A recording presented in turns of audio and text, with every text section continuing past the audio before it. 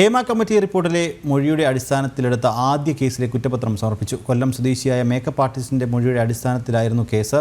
Makeup manager സജീവനെതിരെയായിരുന്നു Kottayam Ponkunnam police കേസെടുത്തിരുന്നത്. ആലുവ സ്വദേശിയുടെ പരാതികളിലെടുത്ത കേസുകളിൽ എം മുകേഷ് MLA, ഇടവേള ബാബു എന്നിവർക്കെതിരെ നേരത്തെ കുറ്റപത്രം സമർപ്പിച്ചിരുന്നു. കാഞ്ഞിരപ്പള്ളി കോടതിയിലാണ് പ്രത്യേക അന്വേഷണ സംഘം കുറ്റപത്രം സമർപ്പിച്ചത്. ആലുവ സ്വദേശിനിയായ നടിയുടെ പരാതിയിലെടുത്ത പീഡനക്കേസുകളിൽ എം മുകേഷ് MLAയ്ക്കും നടൻ ഇടവേള ബാബുവിനുമെതിരെ പ്രത്യേക അന്വേഷണ സംഘം കുറ്റപത്രം സമർപ്പിച്ചിരുന്നു. ഇതുവരെ 7 കേസുകളിലാണ് AIG ജി പൂങ്കുഴലിയുടെ നേതൃത്വത്തിൽ കുറ്റപത്രം സമർപ്പിച്ചത്. 40ഓളം പരാതികളിലാണ് പ്രത്യേക അന്വേഷണ സംഘം അന്വേഷണം നടത്തുന്നത്. ഇടവേള ബാബു പ്രതിയായ കേസിൽ എറണാകുളം മജിസ്ട്രേറ്റ് കോടതിയിലും മുകേഷ് പ്രതിയായ കേസിൽ വടക്കാഞ്ചേരി മജിസ്ട്രേറ്റ് കോടതിയിലുമായിരുന്നു കേസ് രജിസ്റ്റർ ചെയ്തിരുന്നത്.